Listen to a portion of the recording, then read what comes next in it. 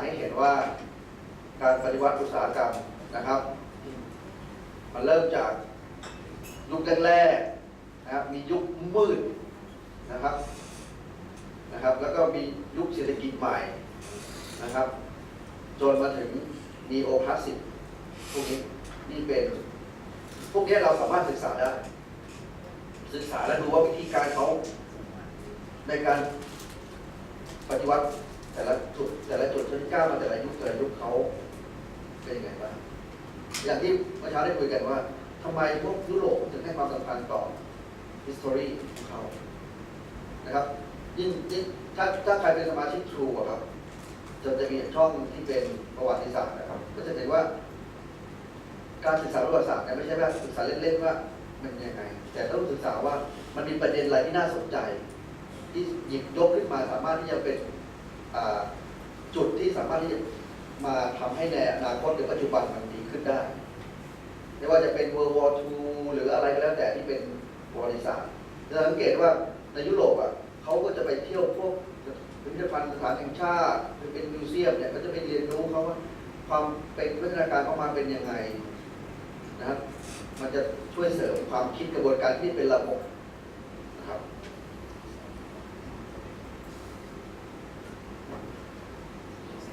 ก็อ้างถึงชูปิเตอร์นะครับชูปิเตอร์บอกว่าการพัฒนาการทางด้านทุนนิยมนะครับมันจะมีเริ่มมาจากยุคก่อนๆจนยุคของการคาร์ลมาร์กอะไรพวกนี้มันก็จะมีวิธีการของมันมีกระบวนการนะครับมันมีความจุดที่แข็งจุดที่มีปัญหานะครับ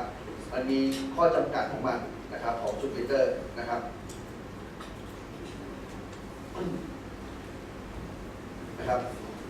ทำอย่างไรจะให้เศรษฐกิจมันสมดุล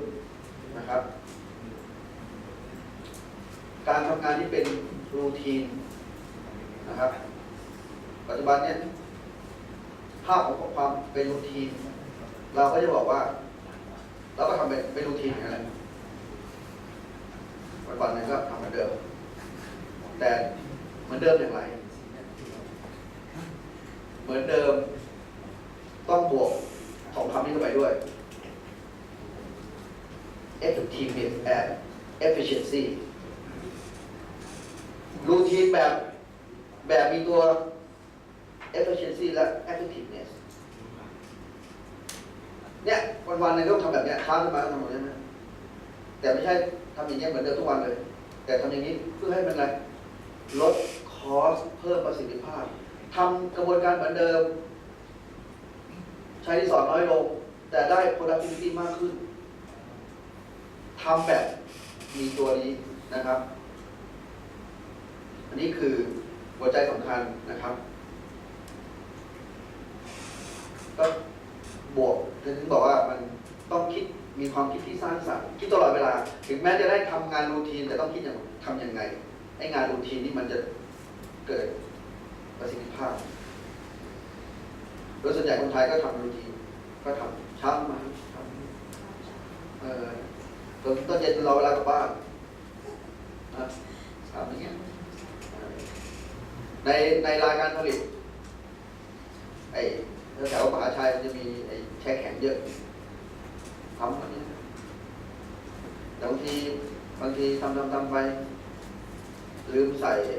น้ำยาแช่แข็งมั่งอะไรมั่งน้ำยาที่กันเน่ามั่งกลายเป็นดีเฟกต์มั่งหรือพม่าผมเห็นพม่านะเวลาเดินออกจากโรงงานหิ้วถุงกุ้งปลาหมึกมาเต็มไปหมดมากินมันแอบออก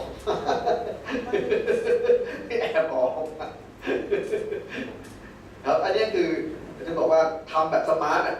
นะเราเป็นพนักงานรูทีนแบบสมาร์ทนะครับนั่นคือบอกว่าการปฏิวัตินะครับวิวัฒนาการมันจะต้องบวกถึงเรื่องความคิดสร้างสรรค์คิดอย่างไรให้มันเกิดประโยชน์เกิดประสิทธิภาพนะครับนั้นเราอาศัยวิธีทฤษฎีของชูปิเตอร์เข้ามานะครับชูปิเตอร์ก็ถึงบอกว่านวัตกรรมนะครับสามารถสร้างเวลสร้างมูลค่าได้นะครับนอกเหนือจากนั้นนะครับ องค์กรนะครับที่มาเป็นส่วนช่วยเสริมนะครับ จะต้องดูเรื่องการเงินนะครับนำไปสู่กระบวนการในการคิดทำโปรเซสของมันนะครับ ผลิตอย่างไรมีฟังก์ชันการผลิตอย่างไรนะครับบริโภคอย่างไรนะครับ ต้องเอาเรื่องสายเทคโนโลยีเข้ามาเกี่ยวข้องนะครับจะเห็นว่าทุกอย่างนะครับมันต้องใช้ศาสตร์บวกองค์ความรู้ทางด้านสายจิตวิทยาด้วยนะครับมีองค์กรสนับสนุนด้วยนะครับถึงจะประสบความสำเร็จ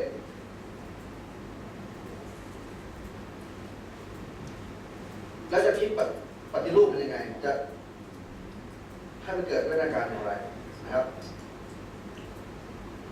ก็คิดแบบไม่มีเส้นกรอบนะครับก็คิดแบบไม่มีเส้นกรอบบอร์ดารี่ไม่มีนะครับแต่เดิมเวลาเราเรียนหนังสือที่บอกว่าซิสเต็มหรือยูนิเวิร์สมันจะมีเป็นรูปกรอบสี่เหลี่ยมใช่ไหมเขียนยูสเคสก็เป็นยูสเคสจะมีบอร์ดารี่นะแต่ TM ไม่ใช่แล้วมันไม่มีบอร์ดารี่แล้วถูกไหมมันต้องคิดกับสามารถที่เอาเส้นออกสามารถอะไรไหลเข้ามาได้เชื่อมโยงกันได้นะครับแต่วิธีการกระบวนการคิดต้องเป็นแมคานิซึมต้องคิดอย่างมีหลักมีเกณฑ์นะครับมีเทคนิคนะครับมันจะต้องว่าคิดอย่างไรจะเริ่มต้นอย่างไรนะครับจะสร้างสรรค์มันอย่างไรนะครับมันเลือกมาอย่างไรนะครับแล้วให้มันเกิดการรวมตัวขึ้นมาได้อย่างไรนะครับดังนั้นโปรเซสของการทำให้มันมีการพัฒนาการคือนะครับ selection inertia กระบวนการที่เกิดภายในเป็นวัฏจักรของมันนะครับทำขึ้นมาใหม่เลือกกระตุ้นให้เกิดแรงผลักดันภายในนะครับซึ่งช่วงที่มันตรงนี้มันอาจจะเกิดสับสนวุ่นวายฟุ้งกระจายนะครับแต่สักพักหนึ่งมันก็จะนิ่งลงนะครับก็เหมือนตอนนี้ที่หลายท่านอาจจะสับสนนะจะทำอะไรดีวะนะสับสนนะนำเสนออาจารย์นำหลายครั้งแล้วยังงงอยู่ยังเป็นเชาอยู่เลยนะเดี๋ยวสักพักมันจะเริ่มคงที่นะครับงงเหมือนเดิมเวลามันดีนะครับเพราะฉะนั้นนะครับจะพูดเห็นว่าทุกอย่างมองเป็นคู่กันไปนะครับต้องมองว่าสายเทคโนโลยีนะครับแล้วก็ตลาดนะครับพวกนี้เป็นต้นนะครับมันต้องมองด้วยกันทั้งคู่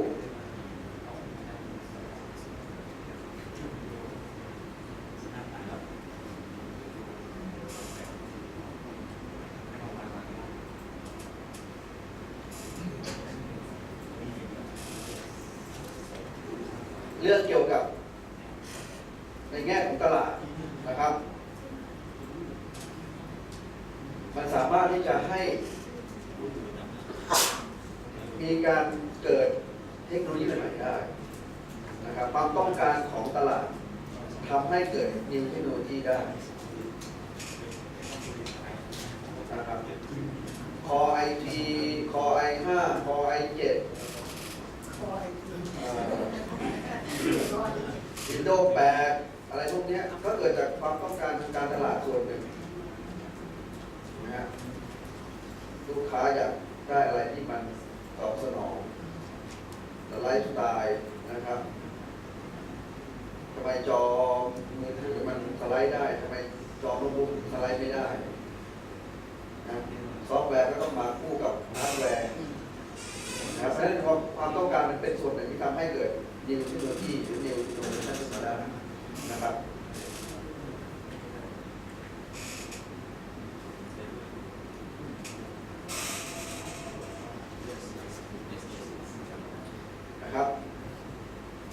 อันนี้จะให้เห็นว่า ตอนเนี้ยไอ้ทางรถไฟตอนนี้เป็นที่พูดกันมากเลยที่อะไรนะนั้นไอ้เขาก่อนใครนำเสนอนะอาจารย์ดับเรื่องเกี่ยวกับทางรถไฟใช่ไหมทีนี้จะเห็นว่าอันหนึ่งที่เราขาดกันตรงนี้ขาดเทคนิคนะครับตอนนี้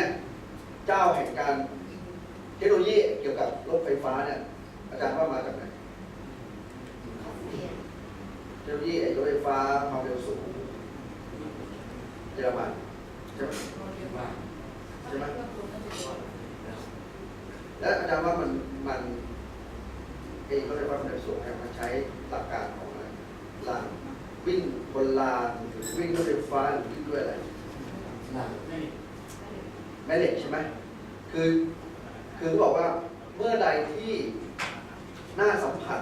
ไม่สัมผัสกันมันจะลดแรงเสียดทานลงเพราะฉะนั้นซีเมนต์ก็เลยคิดรถความเร็วสูงล้อมันไม่ได้ติดรางนะมันใช้แรงมือกับแม่เหล็กถูกปะแต่รถไฟฟ้าเนี่ยติดรางอยู่นะแอร์พอร์ตเซอร์วิสเนี่ยตลกนะทำแอร์พอร์ตได้ทียังมีสายระโยงอยู่บนเลยลงทุนทียังต้องมีสายไฟอยู่บนนะไหนได้ทำก็ทำให้มันเก่งไปเลยมันเนี่ยจะเห็นว่าตรงเนี้ยแค่กระบวนการคิดเพื่อที่รู้ตรงนี้จะต้องโปรเทคนะครับมันสร้างมาจิ้นได้นะครับ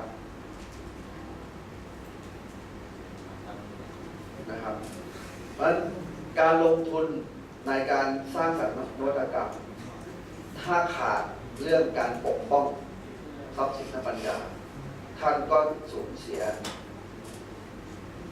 profit หรือ gross margin นะครับก็จะเห็นว่าทีนี้รูปแบบแต่ละอย่างก็จะไม่เหมือนกันนะครับ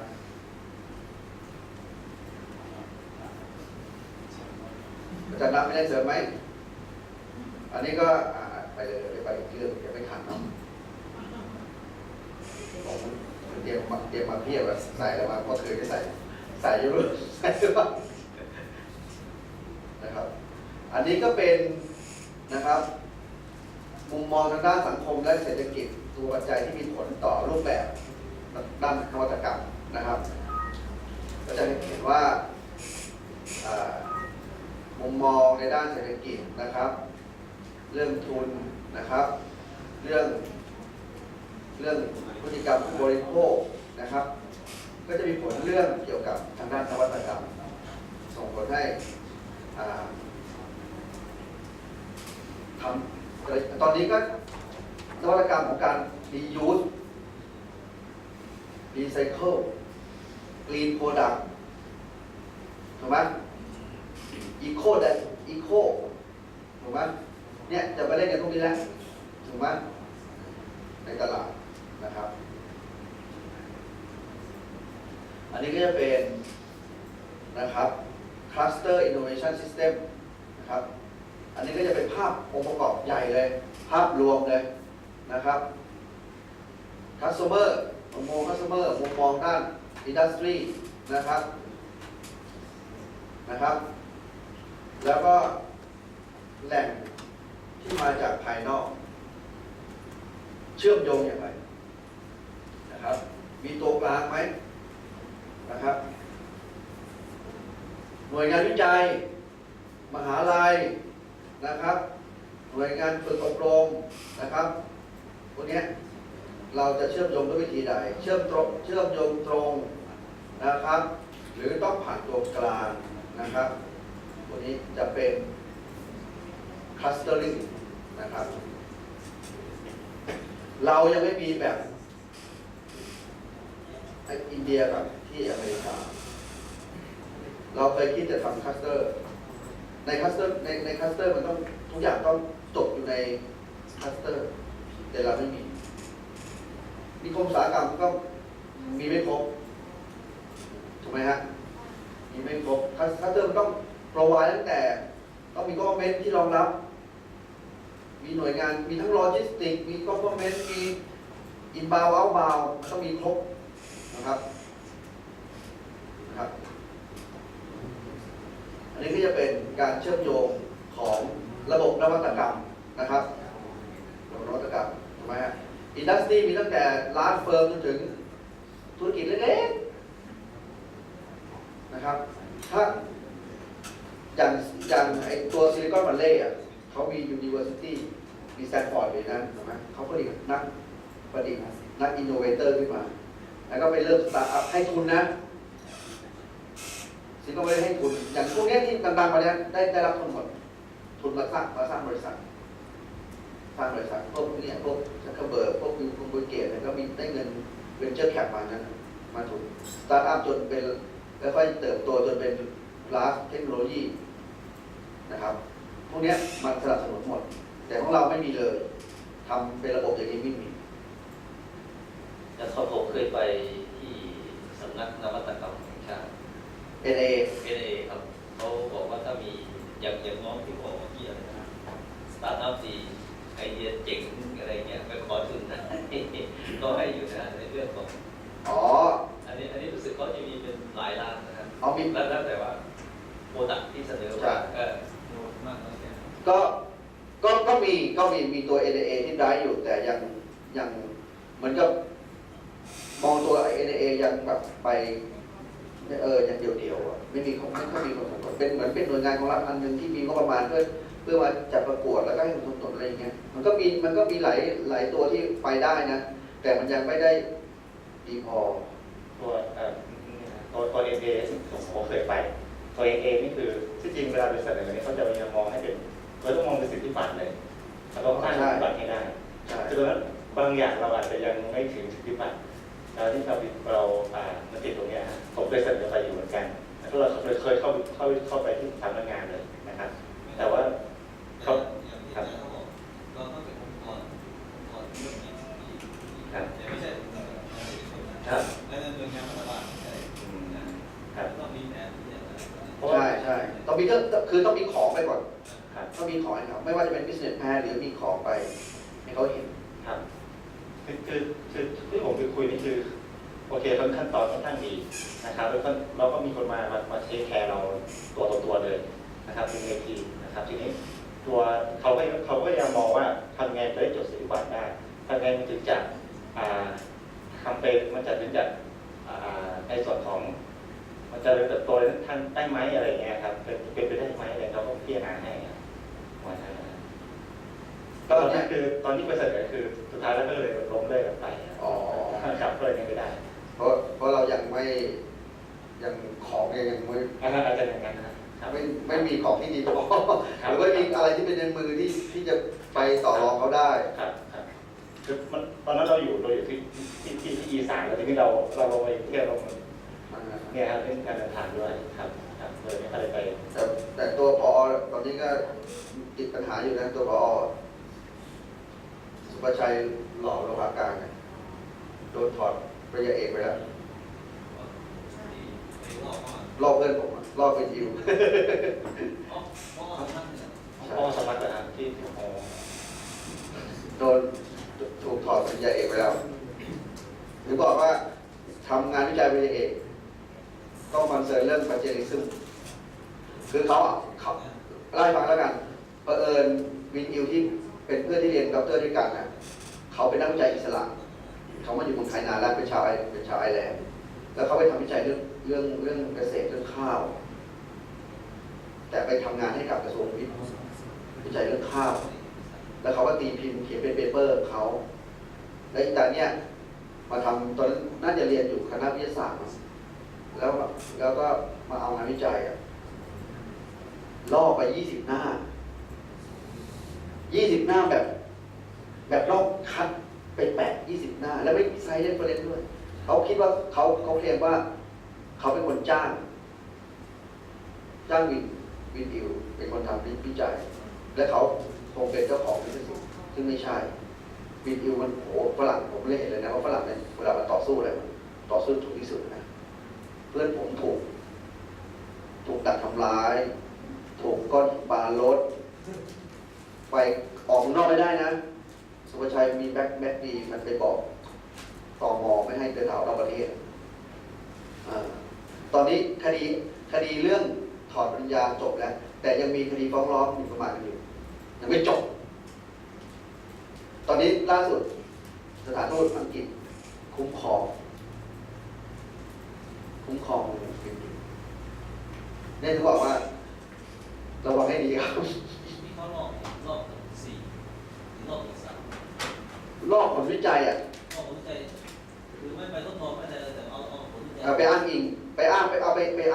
ของตัวเอง แต่ไม่ได้อ้างว่าเอามาจากใครคิดว่าเป็นของตัวเอง เอามาใส่ในงานวิจัยตัวเองอ่ะ วันนั้นไปติดต่อเรื่องอนุสิทธิบัตรของตัวเองเนี่ยคือทางหน่วยงานเขาแนะนำนิดนึงว่าโปรเซสในการทำอินโนเวชันอะไรของเราต่างๆที่เราคิดขึ้นมา เราจะต้องบันทึกทุกขั้นตอนเลย ทุกขั้นตอนแม้กระทั่งถ้ามีลายมือได้ต้องเก็บที่เหมือนที่เมื่อวานเราคุยกันแล้วหลักฐานต่างๆเนี่ยเราต้องเป็นนักบันทึกด้วยลงวันที่ถ้าลงเวลาได้ยิ่งดีลงสถานที่ได้ยิ่งดีเพราะบางครั้งเนี่ยมันอาจจะมีคนมองของเราปุ๊บเขาไปทำต่อแล้วไปไกลกว่าเราก็ได้แต่เราก็สามารถที่จะไปเรียกร้องว่าไอ้ตัวต้นความคิดที่เกิดจากเราแล้วเราคิดตอนไหนอันนี้คือต้องเป็นนักบันทึกพอสมควรนะอันนี้คือเป็นจุดหนึ่งที่เขาบอกว่าให้เพราะว่าช่วงที่ไปยื่นพอสปอบอกโอเคงานคุณน่าจะลงมาในระดับนี้ได้ไปยื่นเสนอขออนุสิทธิบัตรปุ๊บแบบช่วงที่เขาให้เราแก้พอไปอีกทีเขาบอกอาจารย์มีคนมีหน้าคล้ายๆกับอาจารย์เนี่ยมาอีก2 อันละคล้ายๆว่าเราไปโชว์ไปบริการวิชาการด้วยอะไรต่างๆเขาก็เห็นคุณก็ทำด้วยคุณก็ทำเลยแม้กระทั่งตัวกลุ่มตัวอย่างเนี่ยบอกอาจารย์เดี๋ยวผมจะทำเลยอาจารย์จดยังของอาจารย์ยังไม่ผ่านใช่ไหมโอเคเดี๋ยวผมทำเลยแต่จริงแล้วการก๊อปกันเขาก็มีการรักษาสิทธิให้เราด้วยว่าถ้าสมมติเรียนแบบเราในลักษณะที่มองปุ๊บแล้วทำแล้วใกล้เคียงเนี่ยเขาก็ให้สิทธิเรานะแต่ว่าเรามีหลักฐานอะไรตรงนั้นด้วยหรือเปล่านะครับ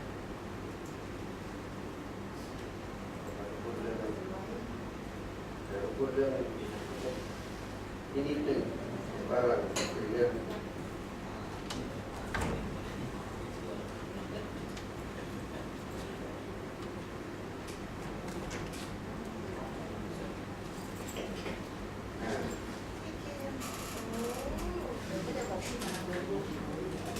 นะครับ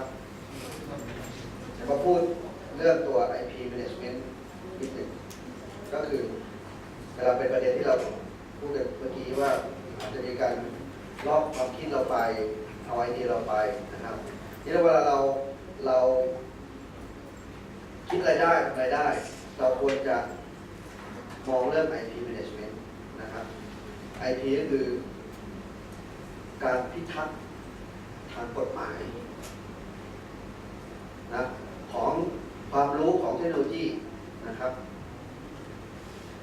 เป็นการปกป้องนะเพื่อผลประโยชน์ของเรานะครับ IP มันดียังไงมันช่วยให้เกิดความแตกต่างทำให้เกิดความหลากหลายถ้ามีแต่การลอกกันของใหม่ๆก็ไม่เกิด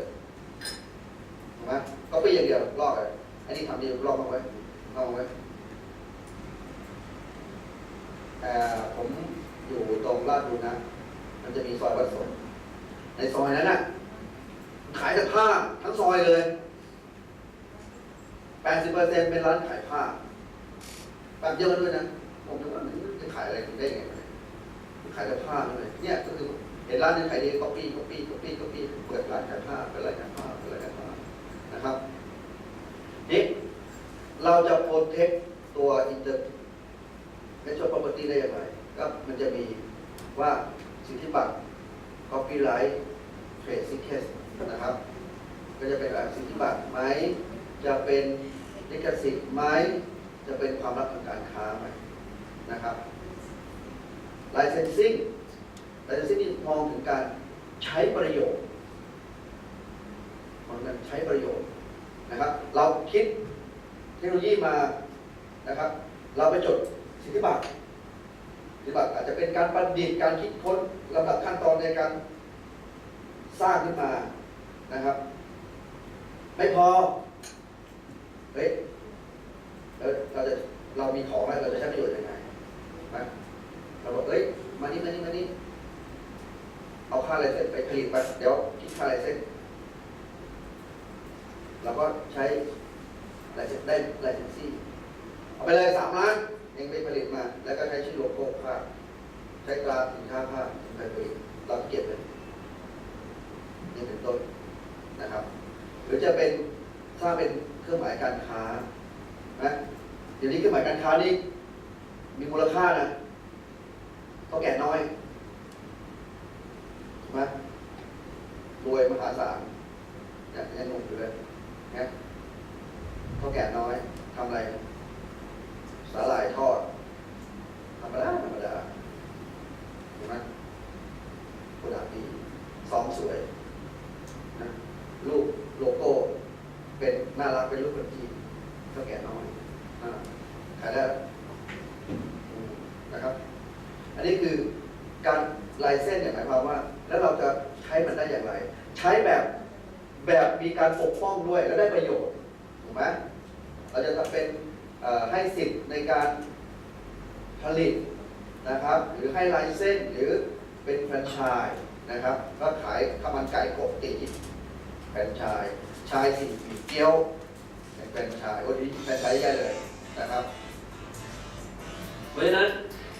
หลักการจัดการทรัพย์สินทางปัญญานะครับเราสร้างสรรค์อะไรขึ้นมาเราต้องหาทางคุ้มครองของเราคุ้มครองให้เกิดประโยชน์เชิงพาณิชย์ยกเว้นท่านบอกท่านสร้างนวัตกรรมสร้างเทคโนโลยีขึ้นมาเป็นพับบิกอะเราสร้างขึ้นมาเพื่อเป็นประโยชน์ต่อสังคมใครจะรอบช่างผมแต่พระบาทสมเด็จพระเจ้าอยู่หัวได้จดสิทธิบัตรเลยถูกไหมการน้ำใจพัฒนาคนเทียมท่านก็จดนะถูกไหมล่าสุดไอ้ที่ตรงขอบด่านไอ้ประตูไฟฟ้าไฟฟ้าอะไรที่ตรงสะพานรุ้งกดก็จดสิทธิบัตรถูกไหมเพราะว่าอย่างที่เราไปดูงานกันใช่ไหมคนเทียมนี่เมืองนอกเขาไปช่วยนะแถบประเทศอะไรนะแถบพวกซูดานพวกอาหรับยูกันดาอะไรเนี่ยแรงเอาเราไปช่วยนะนั้นจึงบอกว่าการคุ้มครองความคิดนะครับอุตสาหกิจมันแทบตายโดนลอกเสียความรู้สึกนะครับแล้วไปจดชิงจดก่อนอีกเสร็จเลยไอ้คนคิดนั่งหงอเลยหมดสิทธิ์นะครับนั้นมันต้องและบังคับใช้อย่างไรถูกไหมก็คือคุ้มครองได้ประโยชน์แล้วเราจะบังคับใช้อย่างไรนะครับเนี่ยอย่างที่มันมีประเด็นเรื่องเกี่ยวกับเรื่องลิขสิทธิ์เพลงอะไรพวกนี้ถูกไหมมีหน่วยงานที่มาบังคับทางกฎหมายอะไรเงี้ยนะครับจีนมีกฎหมายเรื่องของไอ้สิทธิบัตรอะไรมีครับเห็นอย่างข่าวที่ออกมามี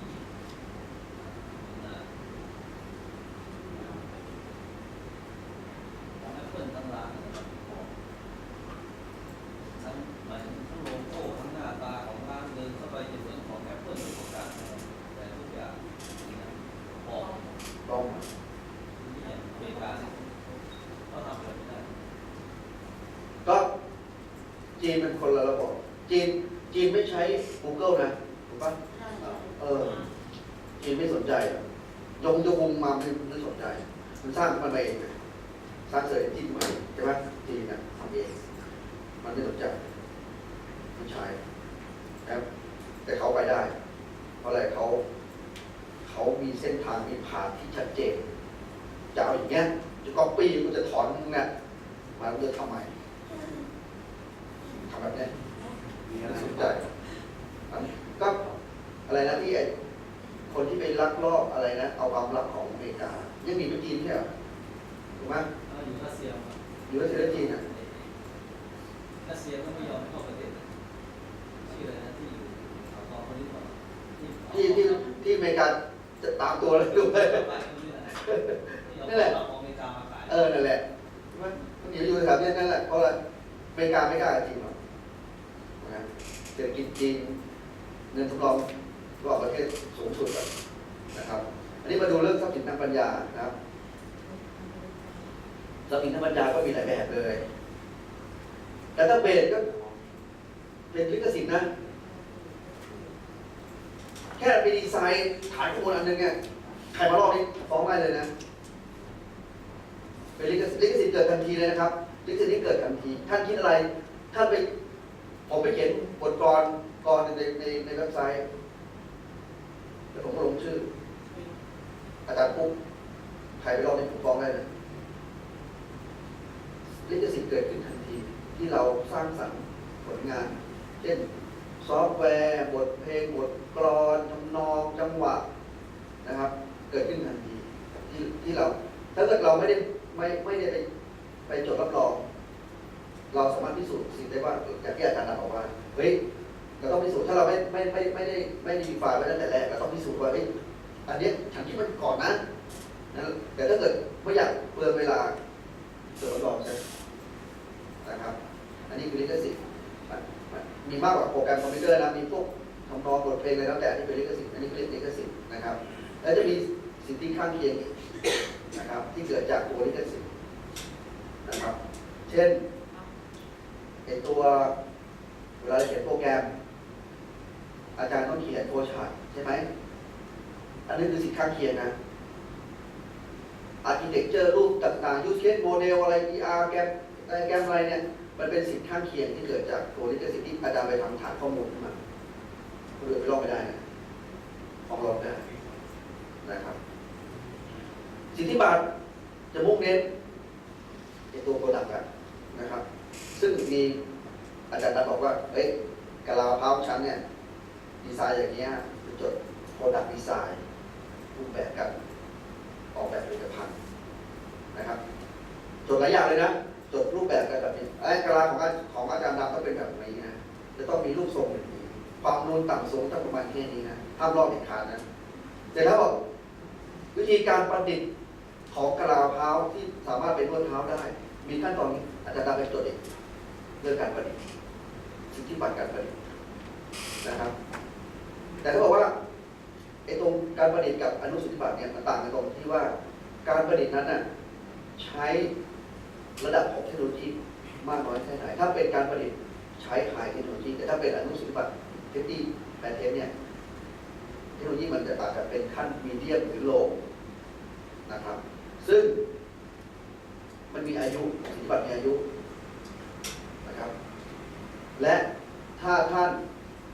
จะทำการค้าที่ไหนท่านต้องไปจดสิทธิบัตรที่นั่นยกเว้นไปจดสิทธิบัตรที่ไวโป้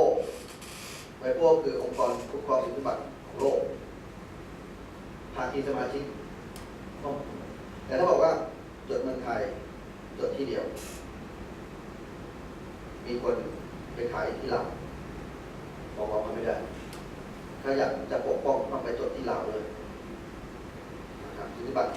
บังคับใช้เฉพาะที่นะครับแต่ถ้าต้องการจะให้มันเวอร์ไวด์เลยให้ครอบคลุมจดไวโป้นะครับอย่างการมาจากค้าอาจจะไม่ใช่ก็ได้ในเทียบกับ2020สารพัดไทยเพื่อไทยไทยแลนด์2020ต้องใช้โลโก้ที่คล้ายๆกันมองลองแบบอันนี้มองในแง่วิชาการจริงๆได้นะแต่ต้องพิสูจน์ว่าใครที่ก่อนต้องพิสูจน์ให้ได้ต้องพิสูจน์ให้ได้ว่าเริ่มไทม์มิ่งเรื่องเวลาใครคิดก่อนแต่ถ้าจริงๆอาจารย์จะเห็นว่าบางโลโก้อาจารย์จะเห็นอย่างเช่นแมคโดนัลด์อาจารย์จะเห็นมีวงกลมเล็กๆจะมีตัว R อยู่ไหนนั่นคือเครื่องหมายการค้าตราสัญลักษณ์ที่ผ่านการจดรับรองครอบคลุมทั่วโลกแล้วมีตัว R สังเกตไหมมันจะมีตัวนั่นแหละฟ้องทันทีเลยนะมูลเขาคิดว่าไอ้คำว่าแค่ตัว MC เนี่ยมันมีมูลค่ามหาศาลใครจะที่ขายในรอบที่ไหน อ๋อสตาร์บัค ใช่ไหม ไอ้นี่ชื่ออะไรวะสตาร์อะไรไม่รู้ ได้เลย เออ ใช่ป่ะไม่เคยครับมันมีอยู่ นี่ไอ้ที่ร้านกาแฟนะ